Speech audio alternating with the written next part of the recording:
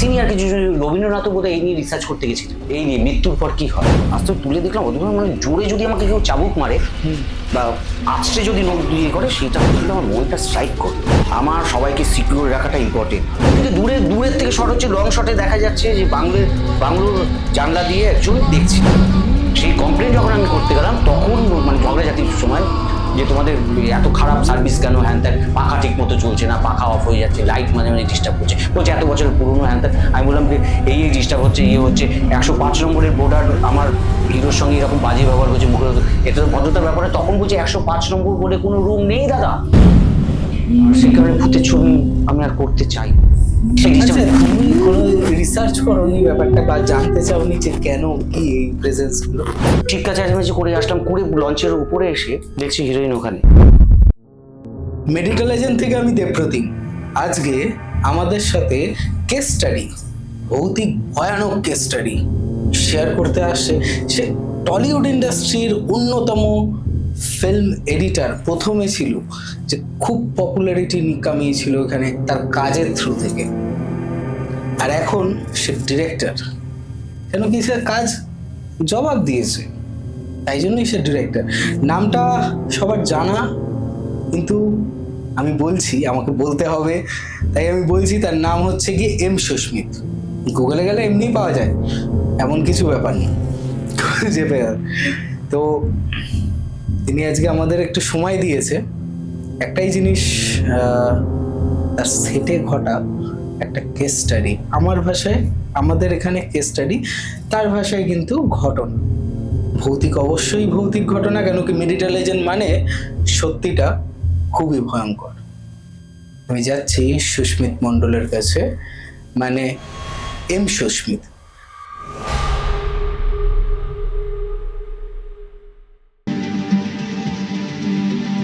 সত্যটা ভয়ঙ্কর।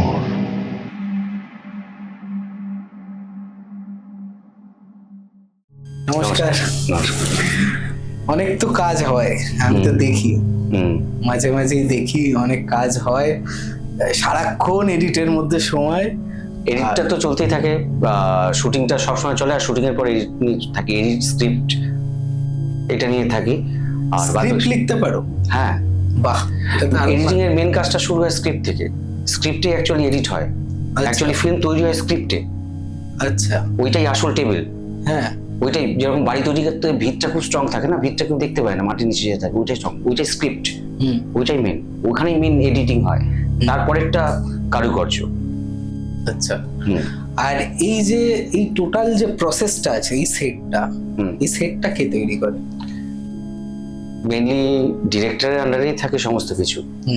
Director professional script রাইটারকে নেয়, প্রফেশনাল এডিটরকে নেয়। তো এডিটর হিসাবে আমি পপুলার হয়ে গেছিলাম, কিন্তু স্ক্রিপ্টেও করতেই হতো আমাদের, মানে যে কোনো একটা গল্প, যত বড় বড় হিট ছবি রয়েছে স্ক্রিপ্ট থেকেই যুক্ত, স্ক্রিপ্টটাই নিজেরা করতাম। হয়তো স্ক্রিপ্ট রাইটারের নাম যেত, এবং স্ক্রিপ্ট রাইটার ব্যাপারটা কি আছে, তারও অনেকগুলো ভাগ আছে। স্টোরি রাইটার, স্ক্রিপ্ট, চিত্রনাট্য রাইটার, আবার ডায়লগস রাইটার, তিনটে ভাগ হয়। দেখো, সেটা মিলে তৈরি হয়। আজকের সাবজেক্ট একটু অন্যরকম, যে কারণে আমাকে ডাকলে। সেটার ক্ষেত্রে একটা মজার আছে, আমি অনেক ভূতের ছবি তৈরি করেছি, এডিটার থাকাকালীনও প্রচুর ভূতের ছবি এডিট করেছি সিনিয়রদের কাছ থেকে। যেমন হায়দ্রাবাদ, চেন্নাই, বম্বেতে আমার ম্যাক্সিমাম জীবনটা গেছে। বিয়ের পর থেকে কলকাতায়, তারপর ডিরেক্টর হয়ে গেছি। ভূতের ছবির বিভিন্ন সেটে যা যা ঘটনা ঘটেছে, বিভিন্ন সাজেশন নেওয়া ছিল। তারপর যখন আমি ডিরেক্টর হিসেবে নিজে ভূতের ছবি তৈরি করতে গেলাম, তার অনেক মজার মজার ঘটনা ঘটেছে। মজার ঘটনা প্রচুর প্রচুর। আচ্ছা, মজার না ভয়ের ঘটনা ঠিক জানি না। ব্যাপারটা এমন হয়, সারাদিন প্রচন্ড ব্যস্ত, আর আমাদের বম্বের কাজের স্টাইল হচ্ছে, বম্বের মেনলি কাজের স্টাইল, আমরা ঘুম থেকে উঠি 1টা 1:30টা, আর ভোরবেলা অবধি কাজ করি। মানে প্যাক আপ টাইম, আমাদের কাজ শেষ হবে 3:30 4টে, যখন ভোর হবে সেই সময় সবার আমাদের প্যাক আপ হবে, আমরা গিয়ে খাওয়া দাওয়া করে ঘুমবো। দুপুর 1টার পরে তো আমরা 3টে থেকে আমরা কাজ শুরু করি, এবং কলকাতা ফিরবার পরেও আমাদের কাজের স্টাইলটা একই হয়ে গেছে। বিয়ের পরে বউ আমার লাইফস্টাইলটাকে চেঞ্জ করার চেষ্টা করেছিল, কিন্তু উল্টে গেছে, বউয়ের লাইফস্টাইলটাও আমার লাইফস্টাইল হয়ে গেছে।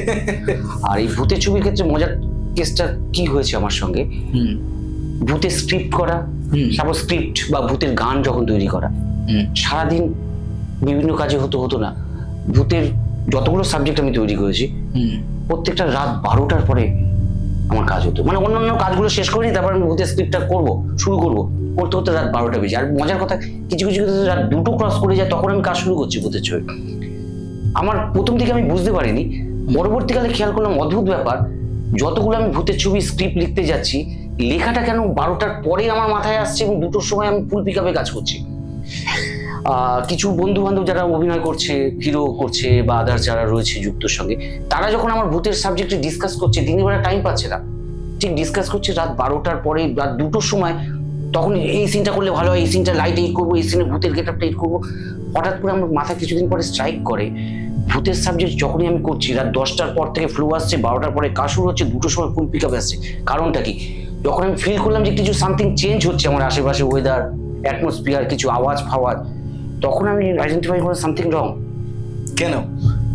তার কারণটা আমি এখনো পর্যন্ত জানি না। আচ্ছা, সবচেয়ে মজার কথা হচ্ছে, আজকে আমাদের এই পডকাস্টটা করার জন্য তোমার সঙ্গে কথা হয়েছিল প্রায় 4-5 মাস ধরে। টাইম পাচ্ছি না। আজকে পডকাস্ট করতে এসে আমি বিভিন্ন বিষয়ে আলোচনা, গল্প চলতে পডকাস্টটা শুরু করছি আমরা কখন? আমাদের ওই 3টেই, রাত 3টে বাজে। আর খেয়াল করেছি আমরা এমন একটা সাবজেক্টে কাজ করছি যেটা দুপুর 3টেই আমরা করতে পারতাম। হ্যাঁ, এটার জন্য আমার ভাগ্য দায়ী না কি দায়ী জানি না, টেলিপ্যাথি বলবে। আমি জানি এটার কাজ রাত 12টার আগে শুরু হবে না, কিন্তু 2টোর পরেই কাজটা হবে আমি ভেবেছিলাম, অদ্ভুতভাবে সেটাই হলো। আর এইটার ব্যাপারটা কি, এটা কি কানেকশন নিচ্ছে? হতে পারে, এটা আমি ফিল করেছিলাম বহুদিন পরে। আর সত্যি কথা বলতে, এটা বুঝবার পর থেকে আমি ভূতের ছবি করা বন্ধ করে দিয়েছি। আমার 4-5টা ভূতের ছবির অফার অলরেডি রয়েছে, কিন্তু আমি করতে চাইছি না, কারণ কি রাত্রি পরে কাজ হয় আর বিভিন্ন কিছু ইশারা বা ইন্ডিকেশন আসে, যেগুলোকে আমি চাইছি না। আচ্ছা, আমরা এই যে ফিল্ম মেকিং, ফিল্ম ইন্ডাস্ট্রিজ, এই যে যত এগুলো বলা হয়, এগুলো না স্ক্রিপ্ট তো থাকেই, কিছুটা তো বাস্তব থাকে। হ্যাঁ, অবশ্যই। হ্যাঁ, কিছুটা বাস্তব থাকে, এবার কিছুটা হয় এই যে অ্যাক্টররা অ্যাক্টিং করছে, এটা তো সবসময় তো শিখিয়ে দেওয়া যায় না, কিছুটা এক্সপিরিয়েন্সের হয়। এবার কার ভূতের এক্সপিরিয়েন্স আছে? ভূতের এক্সপিরিয়েন্স বলতে কি, ম্যাক্সিমাম আর্টিস্ট বা আমরা ভূতের যত ছবি দেখেছি সেখান থেকে এক্সপিরিয়েন্স গুলো নিয়ে নেওয়া হয়। ওইটা আমাদের মেন জিনিস, যেখান থেকে মানুষ শেখে, মানে পুরোনো দিনের ছবি, মানে আগে যারা কাজ করেছে তাদের থেকে নেওয়া হয়। আর বাস্তব অভিজ্ঞতা, যেইভাবে ভয় পেয়েছে, আমি এক্স্যাক্টলি সেটাই বলতে চাইছিলাম। এই বাস্তব অভিজ্ঞতাটা না হলে, যে ধরুন ফার্স্ট ভূতের ফিল্মটা বের করেছে, সে কি করে বললো যে এইটা এরকম করলেই ভূতের এফেক্টটা দেখানো যাবে? হ্যাঁ, সেটা কিছুই তো ভালো, কিছু না কিছু তো আছে, এবং প্রত্যেকের সেই এক্সপিরিয়েন্স থেকে কাজ তো করেই। নিজস্ব এক্সপিরিয়েন্স আছে ভূতের। আমি একটা জিনিস বলতে চাইছি, এই যে অ্যাজ আ পপুলার এডিটর থেকে ডাইরেক্টর হওয়া, এর মধ্যে কাজের কি ডিফারেন্স হয়েছে? কাজের ডিফারেন্স বলতে কি হয়, এডিটর মানে হচ্ছে একটা doctor of the film, I of the film, মানে মানুষ কি দেখবে সেটা ডিসিশন নেবে। ডিরেক্টর হলাম এই কারণ কি, যেহেতু বম্বে, হায়দ্রাবাদ, চেন্নাইতে সারা জীবন কাজ করে এসে কলকাতা দেখলাম যে অনেক পিছিয়ে রয়েছে টেকনিক্যালি। কিন্তু ব্যাংককেও গেছিলে শুধু? হ্যাঁ, ব্যাংককেও কাজ করেছি, অনলাইন গান বা আদার্স কিছু।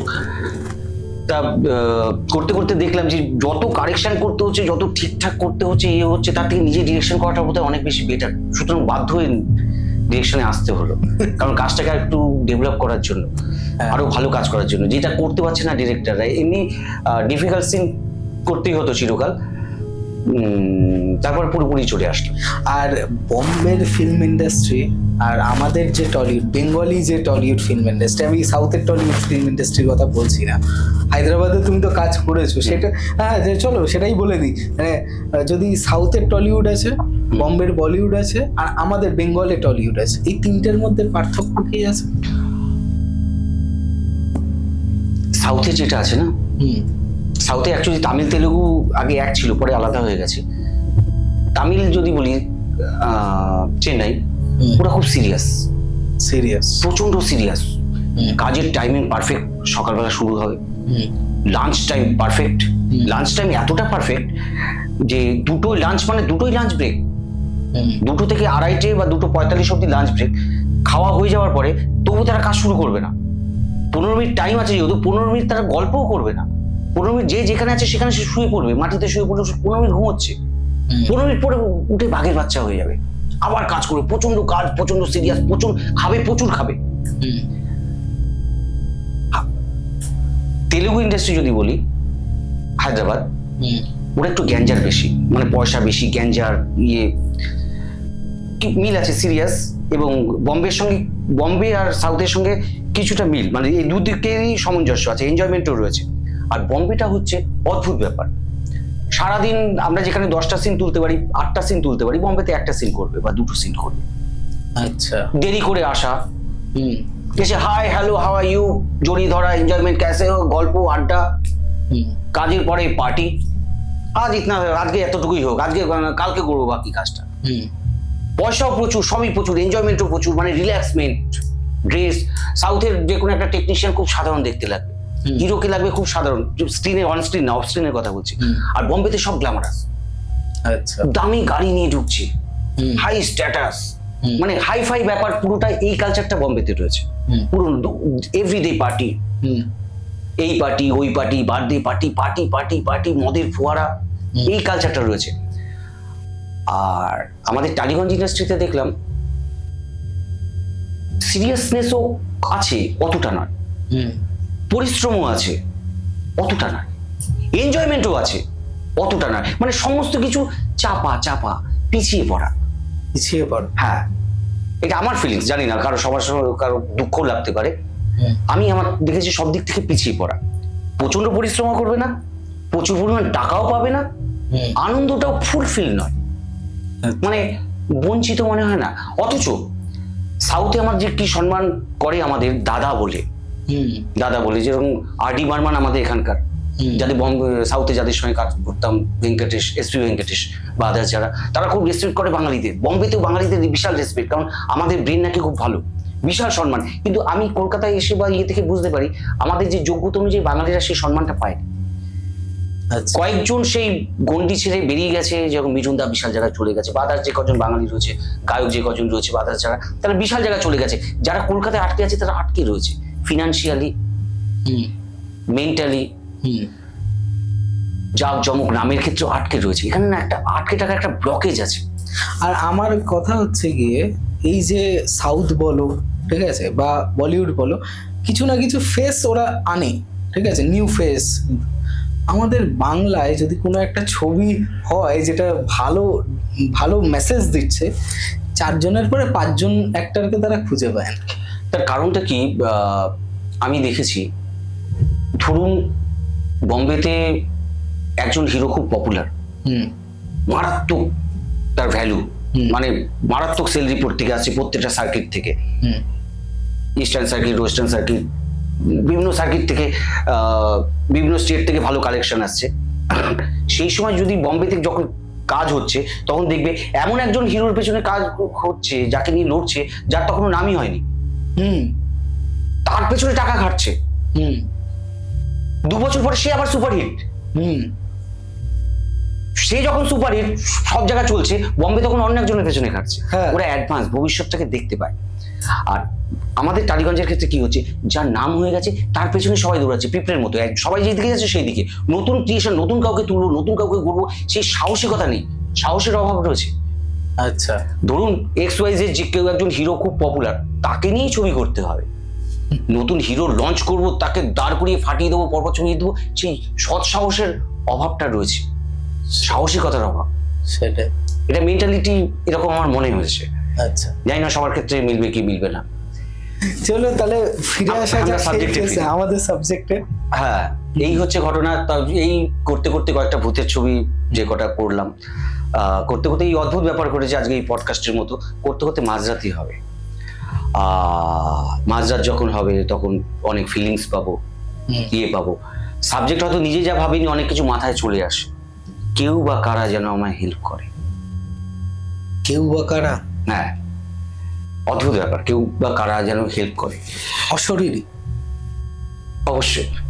আচ্ছা, ধরুন আমি একটা অ্যাকশন সিকোয়েন্স করছি, ফাইট মাস্টারের সঙ্গে ডিসকাস করছি, একটা ডান্স সিকোয়েন্স করছি, কোরিওগ্রাফারের সঙ্গে ডিসকাস করছি। ভূতের সিকোয়েন্স করার জন্য আমি ডিসকাস করবো কার সাথে? সেরকম প্রফেশনাল নেই। সেটা আমার প্রথমে ভয় খেতে হয়েছিল। পুরনো কিছু ছবি, হিরানা বা আদার যত হিট ছবি রয়েছে ভূতের ছবি, সেই সব থেকে সাজেশন নিতে যাওয়ার চেষ্টা করেছি, কিন্তু সময়ের অভাবে নিতে পারিনি। অদ্ভুতভাবে আমাকে কিছু হেল্প চলে আসতো, আর হেল্পটা আসতো রাত্রি 12টার পরে, তখনই মাথায় আসতো। এবার আস্তে আস্তে ভূতকে ভয়ও লাগতো, অত রাত্রে ফেরা, ভোরবেলা ফেরা, স্টুডিও থেকে বাড়ি বেশি দূর না যদিও, যখন আমি ডিরেকশন করি ভয়টা যেন কেমন যেন কেটে গেল। আচ্ছা, যখন রাত্রিবেলা কেউ ভূতের ছবি সম্বন্ধে আমাকে বলতো, দাদা এই সিনটা রাখো, এই সিনটা রাখো, এই ভূতের এই গেটআপ রাখো, প্রথম আমি বকাবকি করতাম, রাত্রিবেলা ছাড়া তোদের মনে পড়ে না। কিন্তু অদ্ভুত ব্যাপার, টেলিপ্যাথি হিসেবে দেখলাম ওদের মাথাতেও এই টাইমটাই আসছে আমার কাজ করার জন্য। তা সেইভাবে ভূতের ছবিগুলো হলো। প্রথম একটু ভয় লাগতো, তারপর আমার একজন সিনিয়র একজন দুজন বলেছিল, ভূতের ছবি যখন করবি, আমরা যে কোনো ছবি শুরু করার আগে, শুটিং শুরু করার আগে এবং প্রথম দিন আমরা মহরত করি, ঠাকুরের পুজো দিয়ে করি। আমি যাই তারা মা তারা বোমকালী বলে শুরু করি, নারকেল ফাটাই, ডেলি পুজো করি, ঠাকুরের নামে করি। তো কেউ কয়েকজন আমাকে বলেছিল ভূতের ছবির ক্ষেত্রেও একটা প্রেয়ার করতে, যে তোমাদের বিষয় নিয়ে আমি কাজ করছি, পারমিশন নিতে বলছো, আমাকে কোনো ক্ষতি করো না, আচ্ছা তোমাদের আমি কোনো ক্ষতি করবো না, একটু হেল্প করো, সহযোগিতা চাই। আমি প্রেয়ারটা সে সময় করি। সবচেয়ে অদ্ভুত ব্যাপার হচ্ছে, আমি ভগবান বিশ্বাসী, কিন্তু আমি মন্ত্রতন্ত্র কিছু জানি না। রাগ হলে ভগবানের উপর রাগও করি, দুঃখও করি, আবার রেগে গেলে ওরা খুশি হলে মন্দিরে গিয়ে করি, রেগেও যাই। সেরকম ভূত বা আত্মা সম্বন্ধে আমার কোনো ধারণা নেই। আমি প্রেয়ারটা করলাম কয়েকবার, প্রেয়ার করার পর আমার ব্রেন খুলে গেল, যে গল্পটা কিভাবে আমি নিয়ে যাবো, কিভাবে টার্নিং পয়েন্ট করবো, কিভাবে টেনশন তৈরি করবো, কিভাবে মানুষকে আরো বেশি ভয় দেখাবো, আমার কাছে সহজ হয়ে গেল, একটা সাপোর্ট পেলাম। তা ভূতের ছবি বেশ কয়েকটা করে ফেললাম। সবচেয়ে মজার কথা, করতে গিয়েও আমি অনেক ঘটনার সম্মুখীন হয়েছি অ্যাজ এ ডিরেক্টর। হ্যাঁ, আর সবচেয়ে মজার কথা হচ্ছে, ভূতের ছবি করতে গিয়ে যা যা ঘটনা ঘটছে সেটা কাউকে বলা যাবে না, টিমের সবাইকে। কারণ কি, আমি যদি বলি এই ঘটনা ঘটছে বা কিছু হচ্ছে, তারা ভয় পেয়ে যাবে।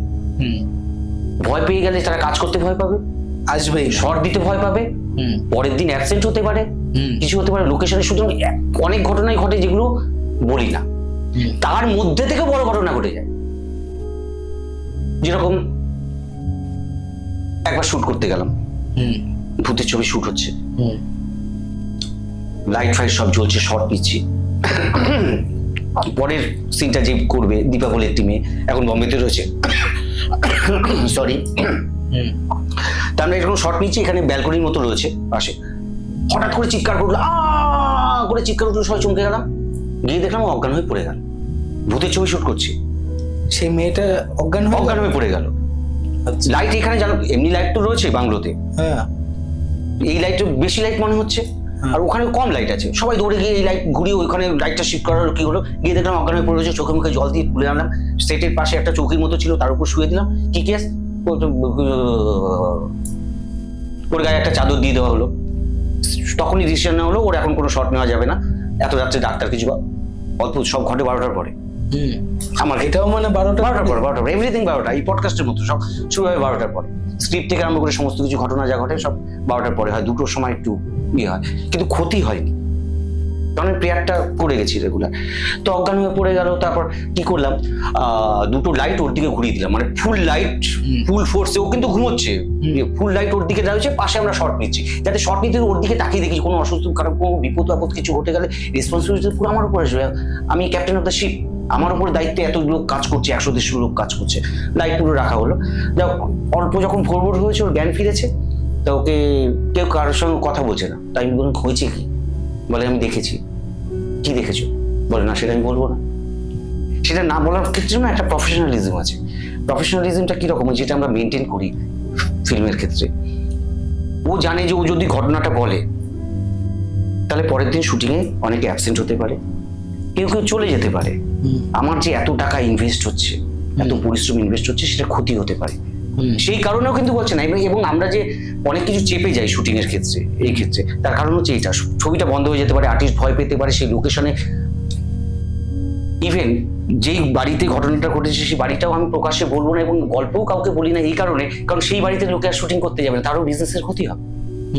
সুতরাং এই প্রফেশনালিজম থেকেই সমস্ত কিছু চেপে যাওয়া হয়। তা ওরও সেই একই বক্তব্য, আমি দেখেছি কিন্তু আমি বলবো না দাদা, চলো শর্ট নাও। ওইটা কাটিয়ে দেওয়ার জন্য শর্টে বিজি হয়ে যাচ্ছে, কাউকে কোনো ঘটনা বললো না।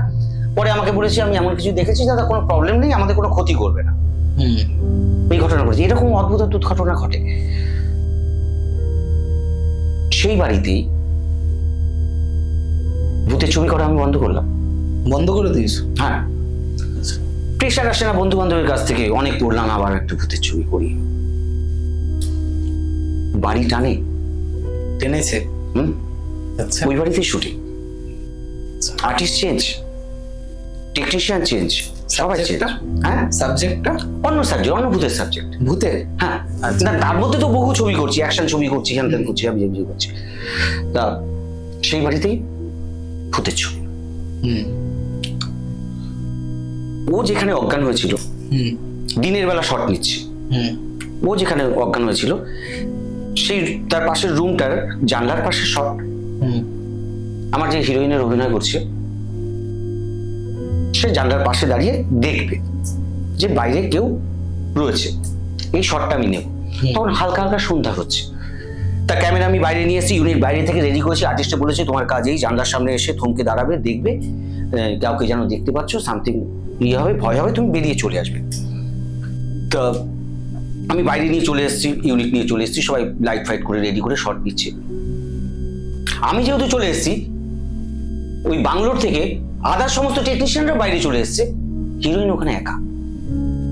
সেটা আমি জানি না, এতজন লোক আছে, সবাই চলে এসছে? সবাই চলে এসেছে বাইরে। কি হয়, যেখানে কাজ হয় সেখানে।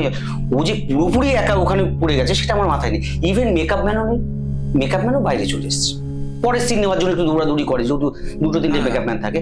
ও একা পড়ে গেছে, সেটা কিসের জন্য পড়লো, টেলিপ্যাথি বা সামথিং জানি না, আমি জানি না, শট নিচ্ছে সামথিং লাইক দ্যাট। শর্টফট হয়েছে, সব হয়েছে। যখন ভেতরে গিয়ে যখন কথা বলতে হয়েছে, তখন সে বলছে দাদা আমাকে কেউ জোরে ধাক্কা মারলো। ধাক্কা মেরেছে? হ্যাঁ, জোরে ধাক্কা মারলো। যে শটটা শেষ হয়ে যাওয়ার পরে আমি ঘুরেছি, জোরে ধাক্কা মারলো, কিন্তু কেউ করেনি, প্রচন্ড জোরে ধাক্কা মেরেছে। তখন আমি বুঝে গেলাম ভুলটা আমার, ওকে একা রাখা উচিত হয়নি, ওকে একা রাখতে তো আমি চাইনি।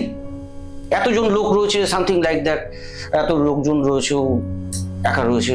আমি যা সিচুয়েশনটাকে ভাবছি, একটা সিনটাকে ভাবছি, কার শট দিচ্ছে এতজনের মধ্যে, নিচে তো সবাই দূরে, সবাই বাংলো থেকে দূরে, দূরের থেকে শট হচ্ছে, লং শটে দেখা যাচ্ছে যে বাংলোর জানলা দিয়ে একজন দেখছে। এই পাশের শটটা অন্য, সেটা পরে নেব। ওই দেখছি এই শটটা নেওয়ার জন্য আমি যেহেতু বাইরে এসেছি, অনেকটা দূরে, বাংলো থেকে দূর থেকে লং শট নিচ্ছি, সবাই এইদিকে চলে এসছে, ওই জায়গাটা ও একা পড়ে গেছে। হঠাৎ একাও পড়ে গেছে? এইভাবে একা কিন্তু পড়ে না, হ্যাঁ, কেউ গল্প করতে করতে চলে এসছে, মানে ফুল একা, ব্ল্যাঙ্ক, ওখানে একা। আর তার মধ্যে আবার ধাক্কা মেরেছে, ধাক্কা মেরেছে যদি ও পড়ে যায়নি, নিজেকে সামলে নিয়েছে। চুলটা ছাড়া ছিল, রোলটাই ছিল আচ্ছা। তা ঘরে গেছি, তারপর থেকে আমি আদার্স সবাইকে বলে দিলাম কাউকে একা ছাড়া যাবে না, কাউকে একা ছাড়া যাবে না। আমি একটু মনে মনে প্রেয়ার করে নিলাম, কারো কোনো ক্ষতি করো না, সামথিং লাইক দ্যাট। আর ও খুব সাহসী মেয়ে। ও আমাকে বলছে যে, আমি বলছি তুমি ভয় পেয়েছো? আমি তো পুরনো ঘটনা বলতে পারছি না যে আগে এই ঘটনা ঘটেছে, বলেনি, তাহলে আরো বেশি ঘাবড়ে যাবে। বলছে না দাদা আমার কোনো ভয় নেই, আমি তো গতকাল রাত্রে ছিলাম না, রাত্রিবেলা বেরিয়ে তো আমি বাগানে ঘুরছিলাম। রাত্রেবেলা বেরিয়ে বাগানে ঘুরছে সেই মেয়ে?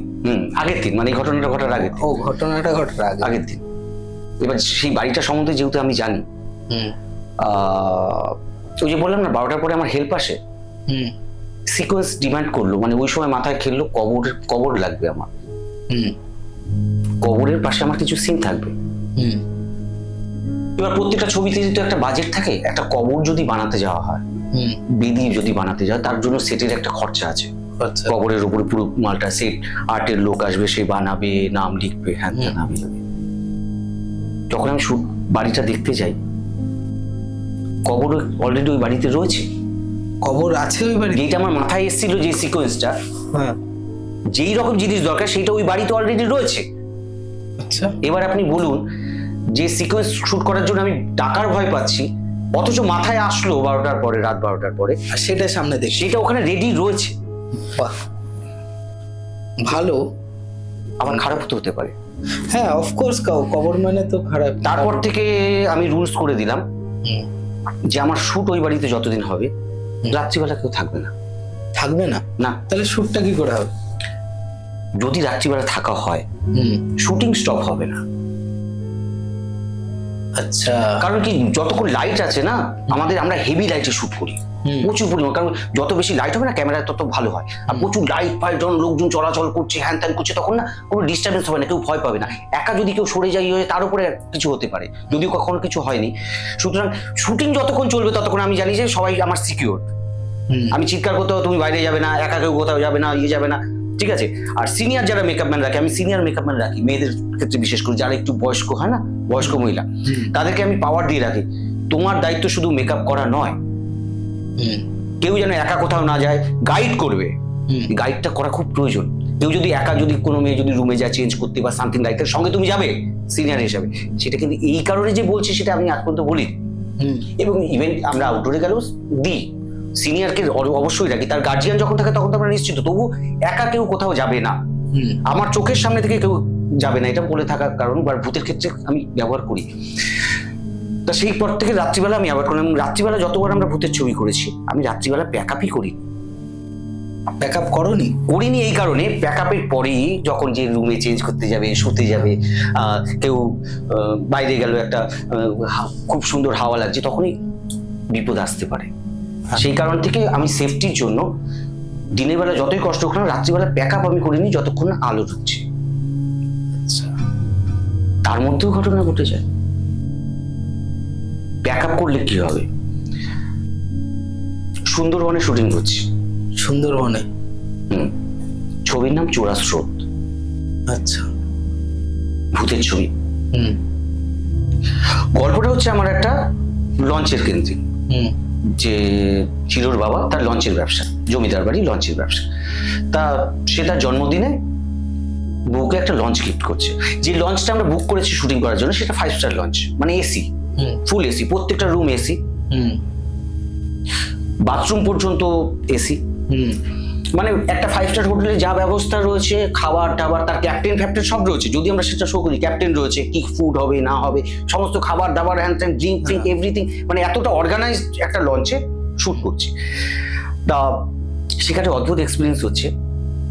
স্পিডে কাজ করতে হচ্ছে, কারণ অত কস্টলি শুটিং, লঞ্চের মধ্যে মেকআপ করতে করতে যদি টাইম বেশি যায়, ক্ষতি হতে পারে। তা রাত্রিবেলার সিকোয়েন্স করবো, রাতের সিকোয়েন্স। আর মেয়েরা না মেকআপ করতে খুব সময় নেয়। হ্যাঁ, খুব সময়। আমি একটা জিনিস বুঝতে পারি না, যে ও যেটার জন্য খাটছে সেটা আমরা পোস্টেও ঠিক করে দিতে পারি। সেটাই। গালে যেটা ঘষছে সেটা পোস্টেও আমি ঠিক করে দিতে পারি, কিন্তু ওদের মেন্টাল স্যাটিসফ্যাকশনের জন্য করে, করে। তা হিরোইন মেকআপ করতে দেরি করছে। আর আমি যখন বকাবকি করি, প্রচন্ড বকাবকি করি। ওপরে শট নিচ্ছি, বোটের ওপরে লাইট করে, মেকআপ রুমে গেলাম, নিচে সিঁড়ি দিয়ে মেকআপ রুমে গিয়ে মেকআপ রুমে একা। তখন বাজে কটা? 1:30 ফেটটা রাত।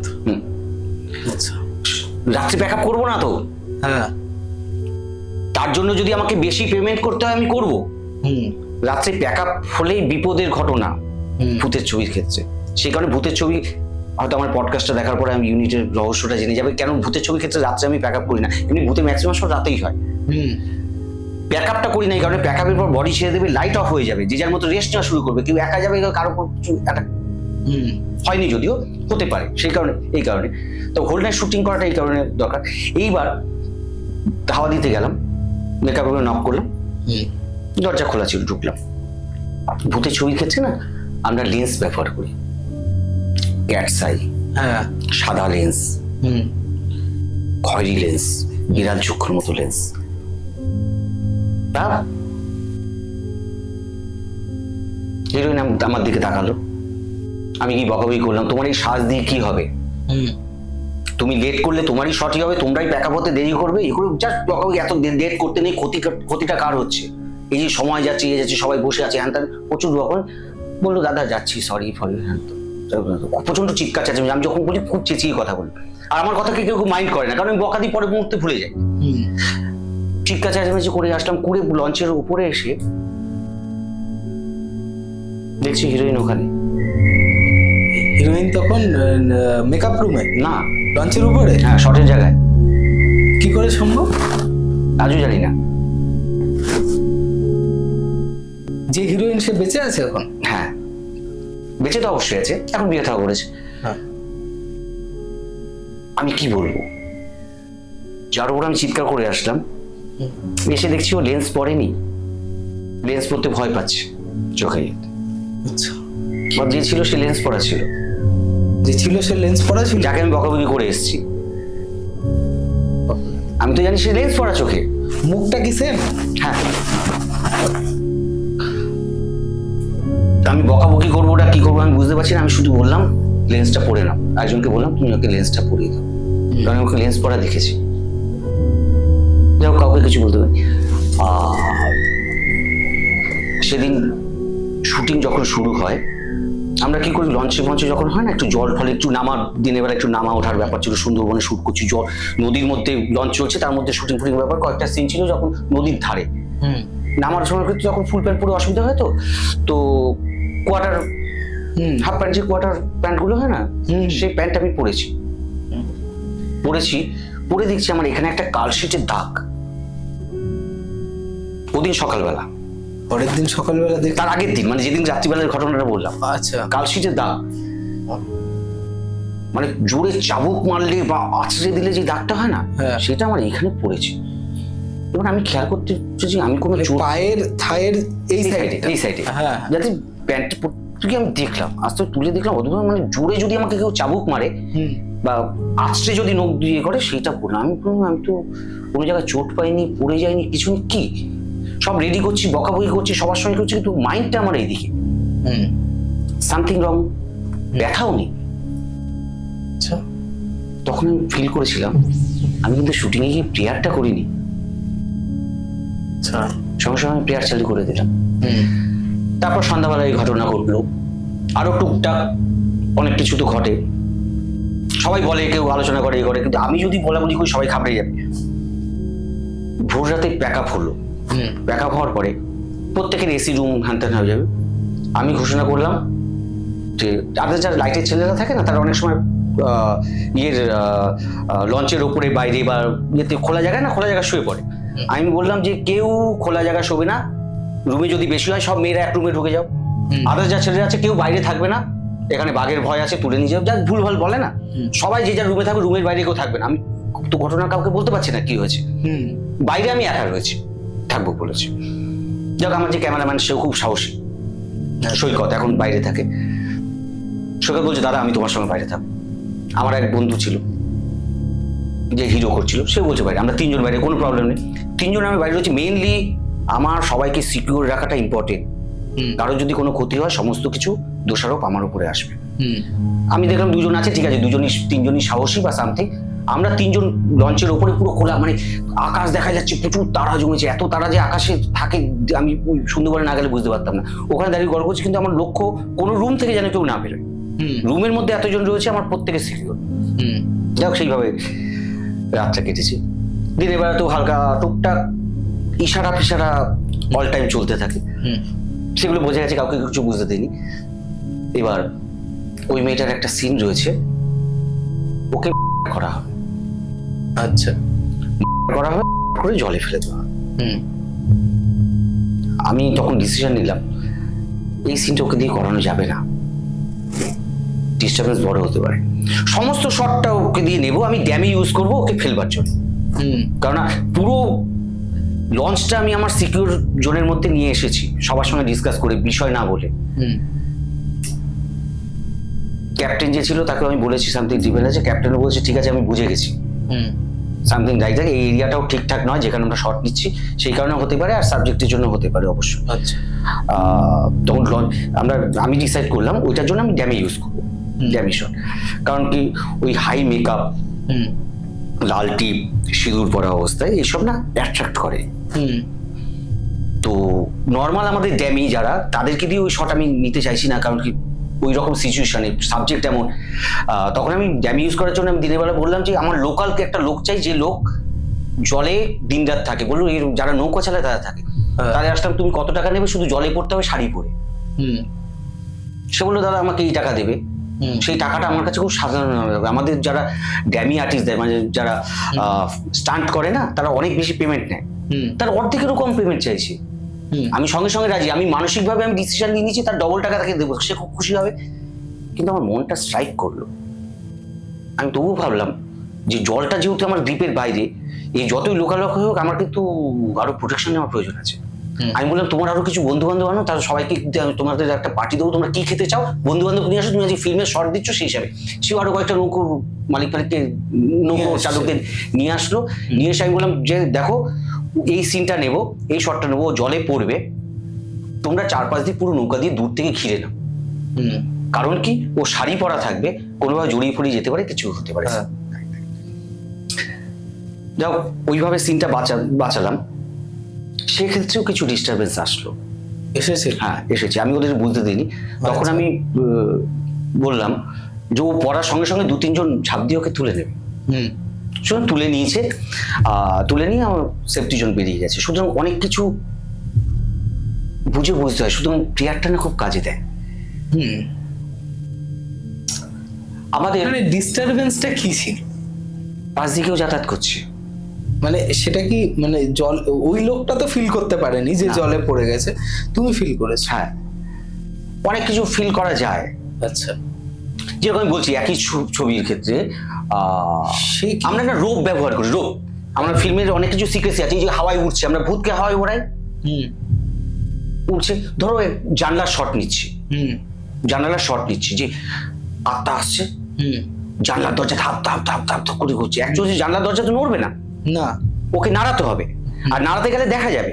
তখন আমরা রোপের ক্ষেত্রে আমরা স্ট্রিংস ব্যবহার করি, আর কখনো কখনো গুণাত্মার ব্যবহার করি।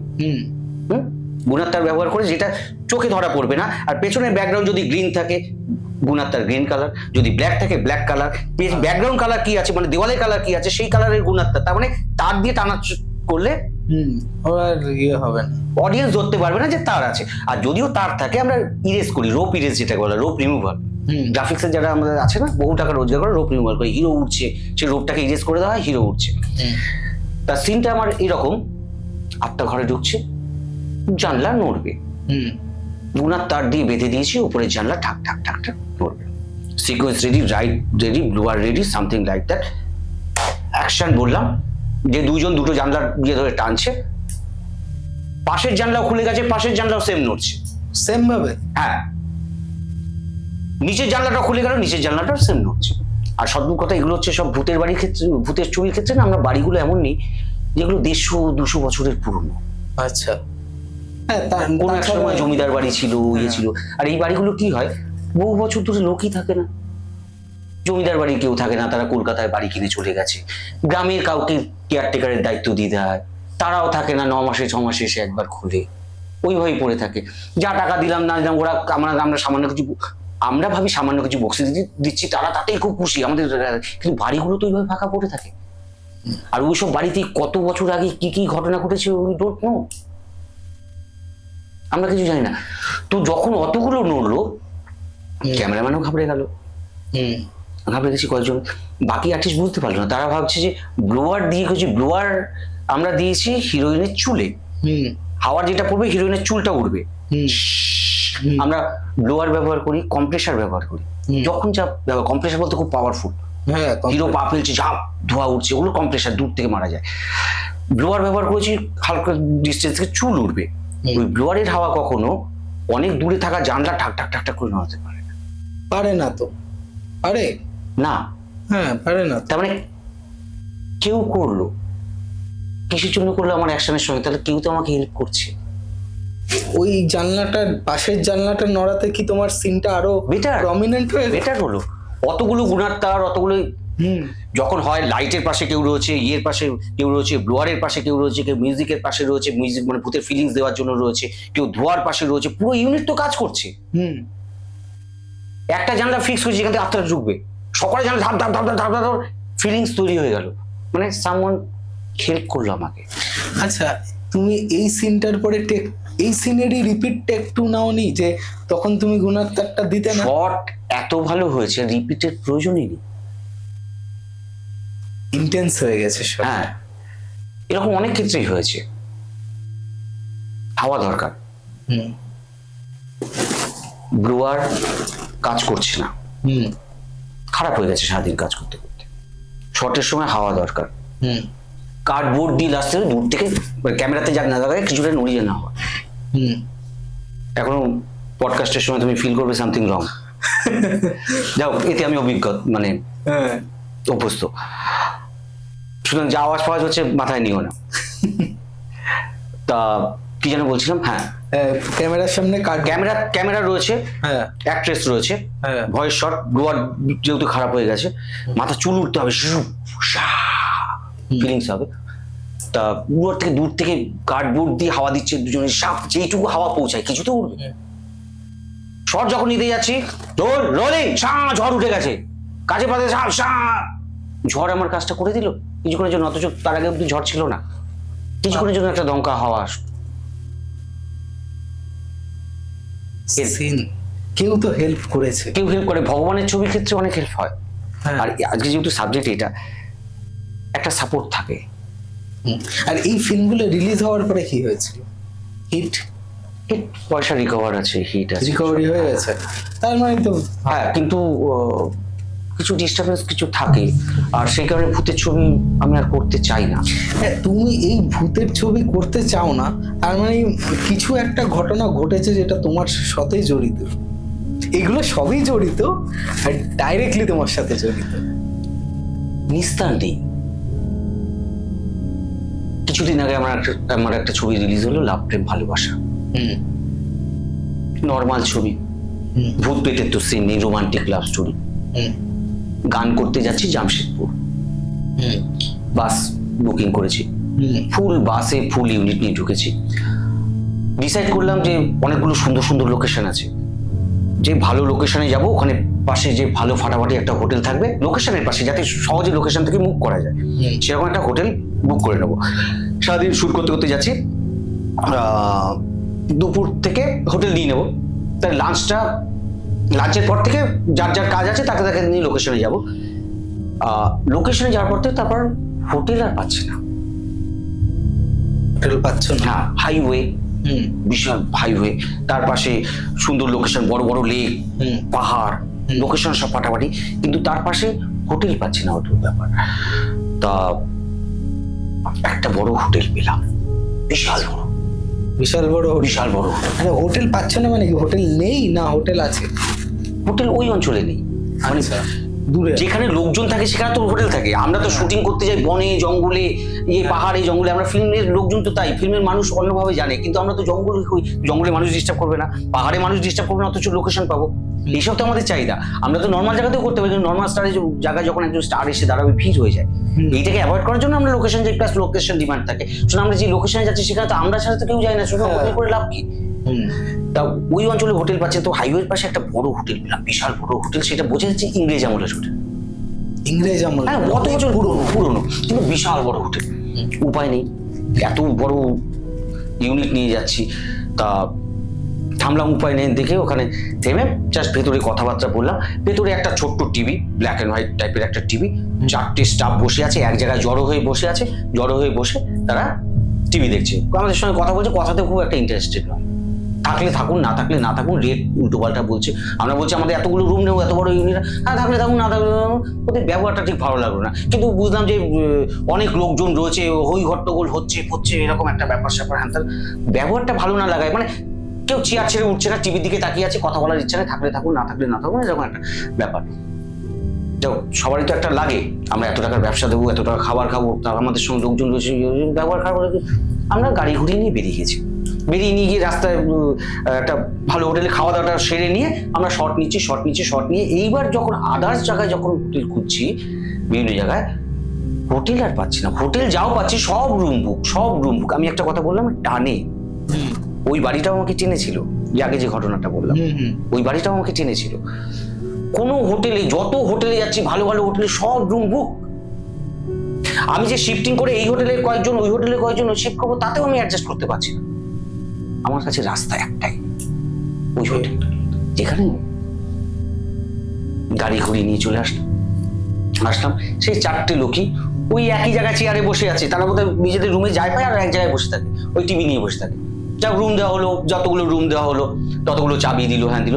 কেউ আর চেয়ার ছেড়ে ওঠে না, খুব কিছু হলে একটু কিচেন অব্দি যায়, একটু চা পায়, একটুখানি বেশি কেউ মুভমেন্ট করছে না স্টাফগুলো।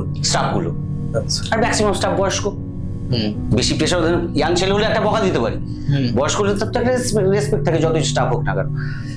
এবার আমার একটা রুলস আছে, কোনো জায়গায় গেলে আমি যেরকম শুটিংয়ে যতক্ষণ না আমার প্রত্যেকটা স্টাফ খাবার পেয়েছে ততক্ষণ পর্যন্ত আমি খাবার মুখে দিই না। এটা আমার পুরো ইউনিট জানে। কারণ কারোর একটা খাবার কম পড়তে পারে। আমি যখন সবার মাথা, আমি আগে খেতে পারি না। সবার খাবার পেয়েছে গেছে, তারপর শিখো, তারপর না থাকলেও আমি তো খেতে যাইনি ওখানে, আমার উপর ডিপেন্ড করে হতে হবে। সেক্ষেত্রে রুম ফুম পাওয়ার ক্ষেত্রে সবার ব্যবস্থা হয়ে যাওয়ার পরে কিছু যদি পড়ে থাকে সেখানে আমি। আর আমার রুম মানে কি হচ্ছে, সেটা অল টাইম দরজা খোলা, যার যে জিনিসপত্র, ক্যামেরা, লাইট, যার কস্টিউমের ট্রাঙ্ক এক্সট্রা জিনিসপত্র সব আমার রুমে। যে যখন আসছে আমারই প্রবলেম, দাদা কালকে এই পাওয়া যাচ্ছে না, দাদা ওই পাওয়া, যত মানে হরিবোলের মতো আমার রুম থাকে। যে খুশি থাকছে, যে খুশি, মানে ওটা অফিস রুমের থেকেও ব্যস্ততম রুম। তো সব ব্যবস্থা করে দিয়েছি, যে যার মতো যাচ্ছে পাচ্ছে। তারপর আর আমার শুটিং এ গেলে আমার কোনো লাগেজ থাকে না। হ্যাঁ, তোমাকে এত হেডেক নিতে হয়, আমার লাগেজ, এতগুলো মানুষ আমার লাগেজ, প্রত্যেকের লাগেজ আমার, ক্যামেরা আমার, শুধু আমার কোনো লাগেজ থাকে না। একটা টাওয়াল বা একটা জামা প্যান্ট সামথিং না, ছোট্ট আমার একটা ব্যাগ থাকে, তার ভিতর টাকা থাকে, সেটা সবচেয়ে বেশি ইম্পর্টেন্ট। ওই টাকাটা যদি এখন ইউপিআই হওয়ার পর থেকে মোবাইলে ম্যাক্সিমাম থাকে, কিন্তু ক্যাশ টাকা রাখতেই হয়। কারণ কি, সব জায়গায় ইউপিআই না কাজ করতে পারে, জঙ্গলে, পাহাড়ে, পর্বতে, ক্যাশ টাকাটা রাখতে হয়। ক্যাশ টাকা আর এইটুকু আমার লাগেজ মেনলি। তার যে যার রুমে বেরিয়ে গেছে। আমার যে হিরো, সে খুব হ্যান্ডসাম হিরো, যেরকম হয়, লম্বা চওড়া, দেখতে সুন্দর, হ্যান্ডসাম। সে যখন যাচ্ছে সিঁড়ি দিয়ে উঠে, তার পাশ থেকে অন্য একজন বোর্ডার যাচ্ছে, সে খুব হ্যান্ডসাম একটা ছেলে, অন্য মানে আমরা চিনি না, হ্যান্ডসাম ছেলে, দেখতে সুন্দর, হ্যান্ডসাম। ওর দিকে বারবার তাকাচ্ছে, আর তার সঙ্গে ইয়ে বলে, মানে তোকে দেখতে কত সুন্দর, তোর থেকে বেশি হ্যান্ডসাম, তুই কত বেশি। চোখের ভাষা, আমরা চোখের ভাষা পড়তে পারি ফিল্মের লোকে। তোমার মাইন্ডে কি কি চলে আমি পড়ে ফেলতে পারি। যে কোনো মানুষের চোখের দিকে তাকিয়ে তার মাইন্ড লার্ন করা, সে কতটা দুঃখে রয়েছে, কতটা কষ্টে রয়েছে, সে জীবনে কতটা স্ট্রাগল করেছে, তার এখন বর্তমানে কি কি প্রবলেম চলছে না চলছে, অনলি চোখ দেখে লার্ন করতে পারি। এটা হয়ে যায় ফিল্ম মেকারদের, এটা হয়ে যায় চোখ দেখে লার্ন করে। একটা চোখের মধ্যে প্রচুর ভাষা থাকে, চোখ দেখে সমস্ত কিছু বোঝা যায়। সে আজকে সারাদিন কি অবস্থায় রয়েছে, কত বছর টেনশনে রয়েছে, কতটা কষ্টে রয়েছে বা কতটা আনন্দে রয়েছে, তার ফিনান্সিয়াল পজিশন, সমস্ত কিছু চোখের মধ্যে লার্ন করা যায়। দেখো, সেটা অন্য সাবজেক্ট, আমি ওর মধ্যে যাচ্ছি না। আমি অ্যাস্ট্রোলজার নই, এটা চোখের লার্নার, ফিল্ম মেকারদের চোখ যেটা বলা হয়। তা ওর চোখের ভাষা যেটা ছিল, হিরো আমার কাছে কমপ্লেন করলো, যেরকম বোর্ডার যে রয়েছে আমাকে বাজেভাবে তাকাচ্ছে, অ্যাটিটিউড দেখাচ্ছে। কে, হিরোটা? না, হিরোকে অন্য একটা ছেলে, ও পয়সাওয়ালা একটা ছেলে ওই হোটেলে যে রয়েছে, সে তোমাকে অ্যাটিটিউড? আমাকে না, আমার হিরোকে। আমাকে অ্যাটিটিউড দেওয়ার কিছু আছে? আমি তো হাফ প্যান্ট পরা, অল টাইম মুখে দাড়ি।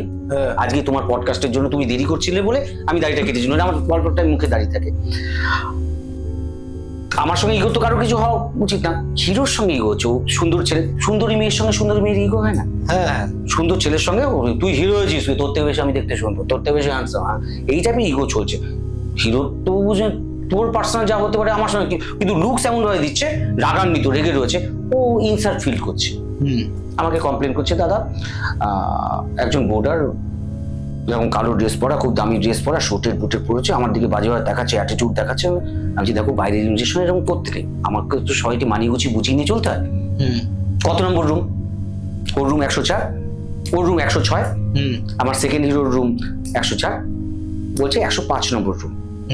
ঠিক আছে, কিছু বলো না, আমি দেখে নিচ্ছি, আমি বলে দেবো ওখানে, বলে বুঝিয়ে বাজিয়ে পাঠিয়ে দিচ্ছি। চলছে। এবার একটা বড় রুম পাওয়া গেছে, যে বড় রুমে আমার রুম এবং আদার সবাই রয়েছে, জিনিসপত্র হ্যান ত্যান হাবি যাবি। বাথরুমে গিয়ে আমি ফিল করলাম লাইটটা অটোমেটিক জ্বলছে নিচ্ছে মাঝে মাঝে। আর পুরোনো ইংরেজ আমলের বিল্ডিং, পুরোনো পাখা, পুরোনো ইয়ে সামথিং লাইক দ্যাট। আমি ঢুকবার সঙ্গে সঙ্গে পেছনের দরজাটা ধাম করে খুললো, কেউ যেন বেরিয়ে গেল ঘর থেকে। অদ্ভুত লাগলো, কোনো প্রবলেম নেই। বাথরুমের লাইটটা অটোমেটিক জ্বলে নেবে, আর অটোমেটিক সিগন্যালটা কিরকম বলতো, চলছে লাইট, হঠাৎ করে চিবি চিবি চাপ, চিবি চাপ, চিবি চাপ, হতেই পারে পুরোনো টিউব।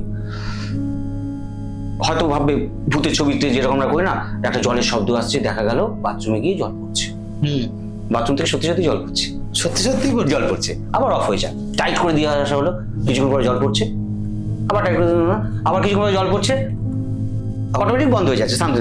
এগুলো ভয়ের কিছু ব্যাপার নয়, এটা আমাদের হয়ে থাকে যারা আমরা ফিল্ম মেকার না, তারা যে কোনো যখন যেখানে যাই জানি যে এখানে ডিস্টার্বেন্স আছে, ওই বাড়িতে কি আছে রে, ভূত আছে, ওই বাড়িতে কি আছে সুতরাং মেন্টালি প্রিপেয়ার্ড, মানে হয় না, মানে অভ্যস্ত হয়ে যায়, এইসব ডিস্টার্বেন্স থাকে। বাট ফিল্মে যারা থাকে না তারা খুব পাওয়ারফুল হয়, ভয় ডরটা থাকে না, কি আছে, আমরা পাওয়ারফুল লোকেরা ফিল্ম লাইনে আসে। দেখবেন ম্যাক্সিমাম পলিটিশিয়ান ফিল্ম লাইন থেকে আসে, কারণ ফিল্ম লাইন এত পাওয়ারফুল, এত পলিটিক্স ফিল্ম লাইনের মধ্যে, তারা পলিটিক্সে আসতে সাকসেস হবেই। আদার্স যারা পলিটিক্স করছে তাদেরকে উড়িয়ে দিতে 1 বছর টাইম লাগে না ফিল্ম লাইন থেকে যারা আসবে, কারণ এত বেশি এক্সপিরিয়েন্সড হয় যে 10 বছর পলিটিক্স করছে, আর যে ফিল্ম লাইনে এসে সে 1 বছরে তার 10 বছর তাকে খেয়ে নিয়ে বেরিয়ে যাবে। সুতরাং দেখুন ম্যাক্সিমাম ফিল্ম স্টাররাই পলিটিক্সে বেশি ইমপ্রুভ করে, সুতরাং পাওয়ার খুব বেশি হয়, সহ্য ক্ষমতা বেশি, সাহস বেশি, সমস্ত কিছু পাওয়ার বেশি হয়, দেখতেও সুন্দর, গ্ল্যামারটাও বেশি, শুক্রের পাওয়ারে চলে। তো আমি পরের দিকে বুঝতে পারলাম সামথিং রং আছে। আবার আমি আমার প্রেয়ার করে ফেললাম, তোমরা আমাদের কোনো ক্ষতি করো না, কাজ করতে এসেছি, তোমরা আমাদের কোনো ডিস্টার্ব করো না, আমি তোমাদের কোনো ডিস্টার্ব করব না। সিগন্যালটা দিচ্ছে আর তুমি প্রেয়ারটা পরে আমি না সমস্ত কিছু পরে ফিল করি। এত মাথায় প্রেশার থাকে, এত জনের খাওয়া দাওয়া, এর এই চাই, ওর এই চাই, এই খায় না, এই ননভেজ খায় না, এর খায় না, হ্যাঁ ম্যানেজার আছে, বাট ম্যানেজার ফল্ট করলে তো আমাকে কমপ্লেনটা শুনতে হয়, আবার ম্যানেজারকে বকাবকি করতে হয়, আবার ম্যানেজারকে যদি বকাবকি করি তার জন্য তাকে পেমেন্ট বেশি করতে হয়। টিপস ভাই কিছু মনে করিস না, ওর সামনে একটু বকতে হলো, এরকম অনেক ব্যাপার থাকে। যখন কোনো বড় আর্টিস্টকে কন্ট্রোল করা যায় না, তখন তার সামনে অন্য একজনকে বকতে হয়, তাকে রাগারাগি চড়ও মারতে যেতে হয়, তাতে কি হয়, ওর উপরে রাগটা থেকে বড় আর্টিস্টটা কন্ট্রোলে চলে আসে। আমি খুব রেগে আছি, ডিরেক্টর খুব রেগে আছে, সে কন্ট্রোলে চলে আসে, কিন্তু পরে তার জন্য তাকে আলাদা পেমেন্ট করতে হবে। বাবা কিছু মনে করছিল ওকে কন্ট্রোল করার জন্য। সুতরাং এইটার আলোচনা, এটা 10 বছর আগে সেটেলমেন্ট হয়ে গেছে। তারপর থেকে জানি যে কারোর উপর আমি খুব চিৎকার করলাম, মানে চেঁচামেচি করলাম, মানে জানি তার পেমেন্টটা পরে পেয়ে যাবে, এই চিৎকার করার রেজাল্ট। সেও খুব ভয় পেয়ে থাকে, ভুল হয়ে গেছে স্যার, ভুল হয়ে গেছে, আরো কেন ভুল হয়েছে। এই ড্রামাটা না করলে বড় আর্টিস্টকে কন্ট্রোল করা যায় না। যাও অন্য পলিসি। যাও আশেপাশে কয়েকটা হোটেলের মধ্যে যখন শট হচ্ছে, শটের সময় ক্যামেরায় ব্লিঙ্ক মারছে, যেটা টিউবে মারছিল, সামথিং লাইক দ্যাট, ক্যামেরাম্যান আমাকে ইশারা করে দিল সামথিং রং। আমি বললাম আমি আগেই জানিছি, বুঝে গেছি, বাট কিছু করার নেই, এটা আলোচনা করবে না, টিম ইউনিট ভয় পেয়ে যাবে, পরের দিন বেরিয়ে আমরা জাস্ট হোটেলের সামনে একটা টিফিন করছি, হোটেলের যে দোকানে টিফিন করা হচ্ছে, সে বয়স্ক লোক হিন্দিতে বলছে, আপনারা এই হোটেলে কেন এসেছেন?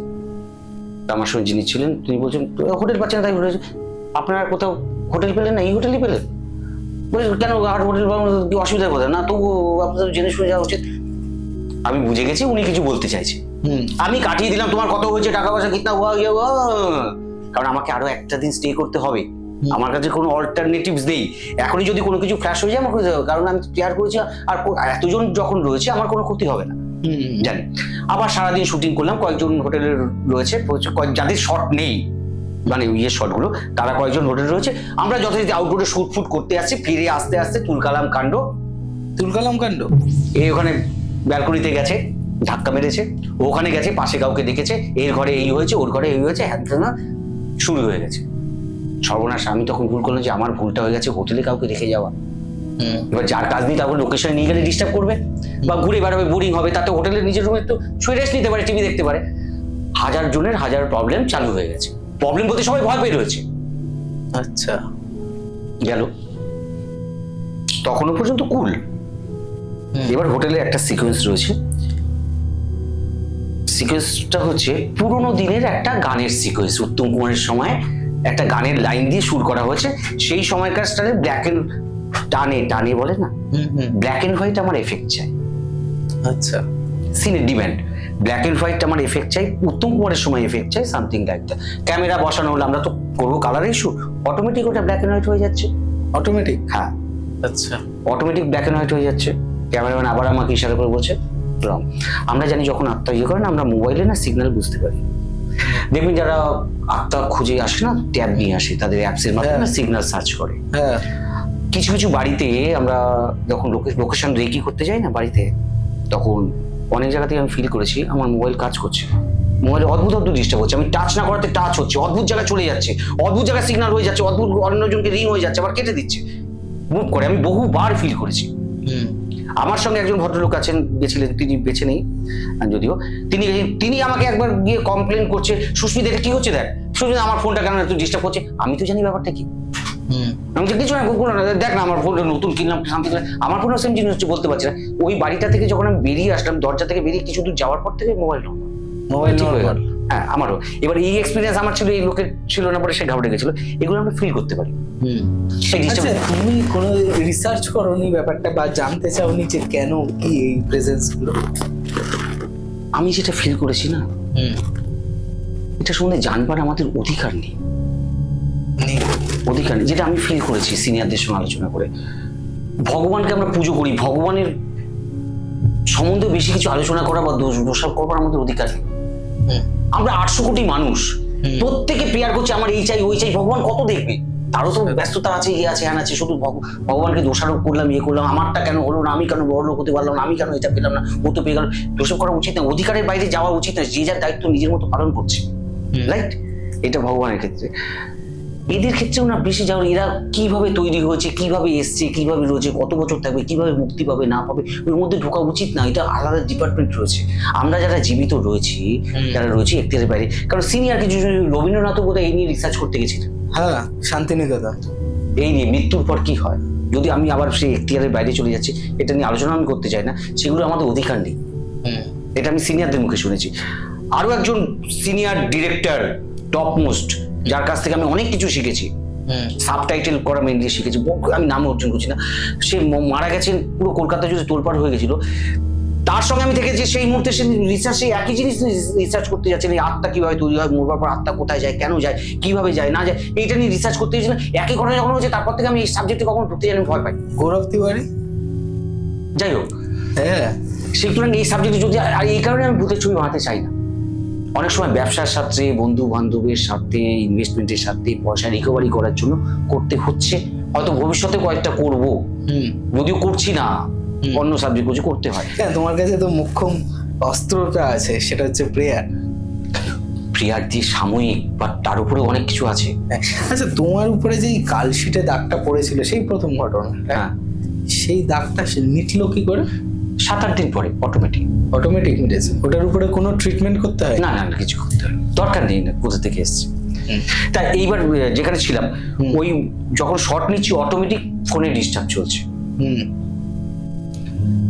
মেন হিরো শর্ট নিচে রয়েছে, সেকেন্ড হিরো আমার যে রয়েছে, সে রুমে চিৎকার, ইগো চিৎকার, কিছু একটা দেখেছে তার রুমে, ও সামথিং লাইক দ্যাট। চিৎকার পিৎকার, শুটিং থেমে কি হচ্ছে না হচ্ছে, সবাইকে লোকেশনে দেখে শর্টফট নেওয়া হচ্ছে, সামথিং লাইক দ্যাট।